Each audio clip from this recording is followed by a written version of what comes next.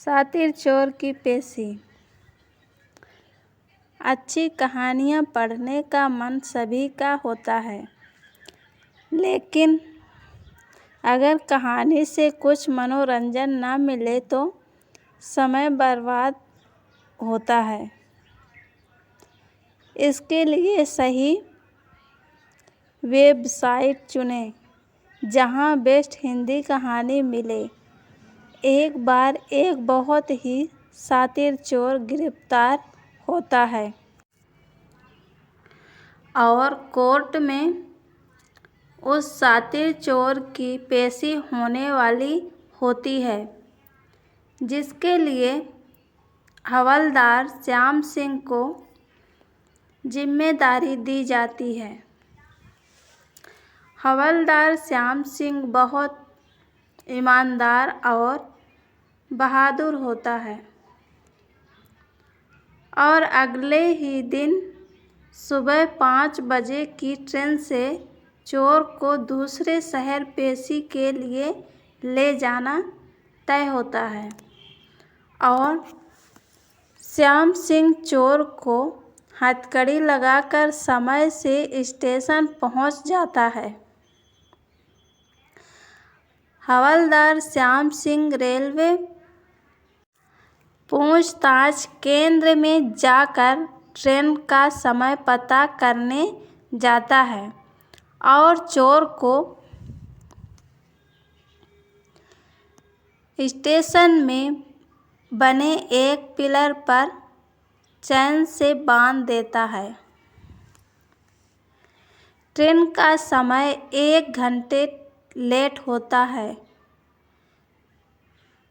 तभी श्याम सिंह कुछ खाने पीने की चीज़ें लेने स्टेशन के बाहर चला जाता है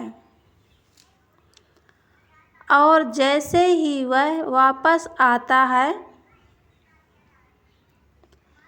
वह चोर हथकड़ी से बाहर निकल चुका होता है। हवलदार श्याम सिंह चोर को गायब देख घबरा जाता है और पूरे स्टेशन में उसकी तलाश करने लगता है और इसी बीच ट्रेन का हॉर्न सुनाई देने लगता है। हवलदार श्याम सिंह को लगने लगता है अब तो मेरी नौकरी चली जाएगी, लेकिन तभी अचानक श्याम सिंह के पीछे चोर आकर खड़ा हो जाता है और चाय पीते हुए कहता है, साहब ट्रेन आ गई, चलिए, पेशी के लिए कहीं देर न हो जाए। और चोर को देखते ही श्याम सिंह की जान में जान आती है और वह उसे डांटते हुए कहता है, तुम हथकड़ी से बाहर कैसे निकले? तभी चोर हंसते हुए जवाब देता है, अरे साहब, ये तो रोज का है। मैंने तो अपनी ज़िंदगी में बड़े से बड़े ताले खोले हैं, यह मामूली हथकड़ी क्या चीज़ है। और हवलदार श्याम सिंह यह सुनते ही सोचने लगता है कि इसे कोर्ट ले जाना कोई हंसी खेल नहीं, मुझे बड़ी सतर्कता बरतनी होगी। और इस बार वह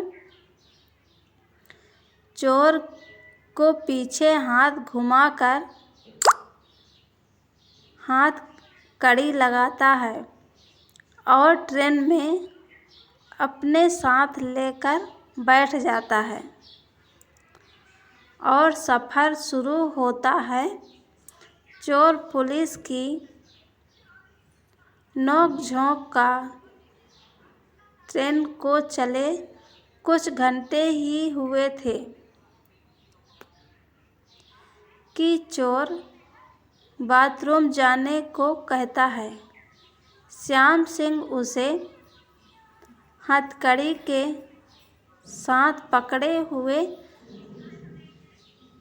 टॉयलेट के पास लाते हैं।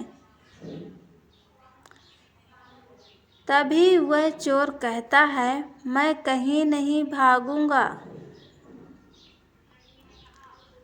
आप मुझे अकेले ही अंदर जाने दें। लेकिन श्याम सिंह उसे मना कर देता है और कहता है, जो भी करना है ऐसे ही करो, तुम्हारी हथकड़ी नहीं खोली जाएगी। चोर अंदर जाकर दोबारा हथकड़ी खोल देता है और वहीं दरवाजे से फंसाकर अपनी काम करने लगता है और कुछ ही देर में वह बाहर निकल आता है। श्याम सिंह दोबारा उसे हथकड़ी से बाहर निकला देख हैरान हो जाता है और सोचता है, ये कितना शातिर है, कुछ ही पलों में इसने फिर से ये हथकड़ी खोल ली। श्याम सिंह उसकी इस हरकत से नाराज हो जाता है और उसे जोर जबरदस्ती से घसीटते हुए ट्रेन की सीट में ले जाकर धक्का दे देता है। चोर श्याम सिंह के ऐसे बर्ताव से क्रोधित हो जाता है और कहता है, साहब अपनी भी इज्जत है, थोड़ा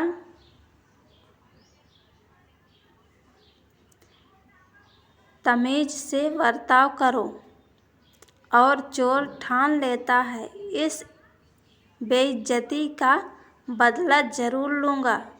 और तभी ट्रेन के पहुँचने का समय हो जाता है। यात्रियों की बहुत भीड़ होने की वजह से श्याम सिंह ट्रेन के स्टेशन में रुकने से पहले ही चोर के साथ गेट पर जाकर खड़ा हो जाता है और उतरने का इंतज़ार करने लगता है।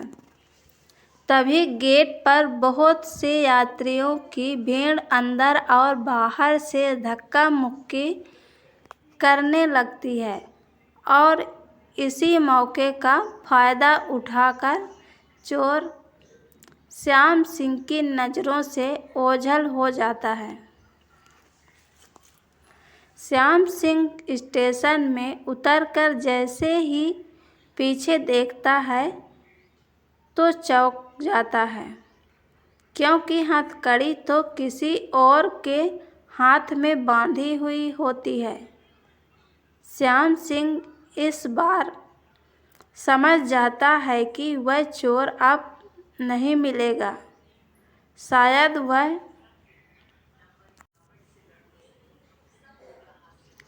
स्टेशन पहुंचने का ही इंतज़ार कर रहा था। तभी श्याम सिंह के पास सरकारी वकील का फ़ोन आता है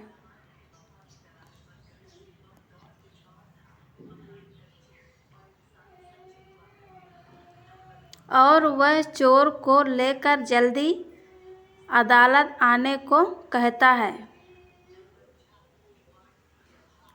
श्याम सिंह सरकारी वकील को कुछ नहीं कह पाता और परेशान होकर स्टेशन में चोर को ढूंढने लगता है।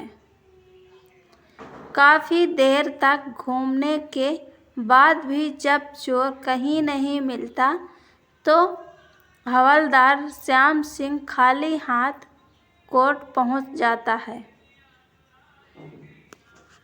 और सरकारी वकील से जाकर सारी बात बता देता है। सरकारी वकील कहते हैं, अब तुम्हारी नौकरी तो कोई नहीं बचा सकता।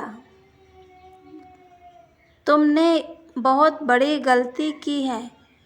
वह एक शातिर अपराधी था और बड़ी मुश्किल से कानून के शिकंजे में फंसा था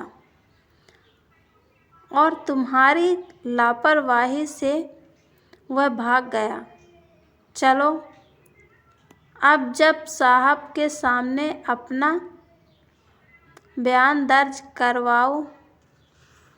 हवलदार श्याम सिंह कोर्ट रूम में जज के सामने सर झुकाए खड़ा होता है और अपनी गलती मानने ही वाला होता है कि चोर कोर्ट के दरवाजे से आवाज़ लगाता है, अरे साहब, मैं बहुत देर से स्टेशन में आपको ढूंढ रहा था, आप कहाँ चले गए थे? मैं बड़ी मुश्किल से कोर्ट का पता पूछते पूछते यहाँ आया हूँ। हवलदार श्याम सिंह चोर को देखते ही खुश हो जाता है। आखिरकार उसकी नौकरी जो बच गई थी।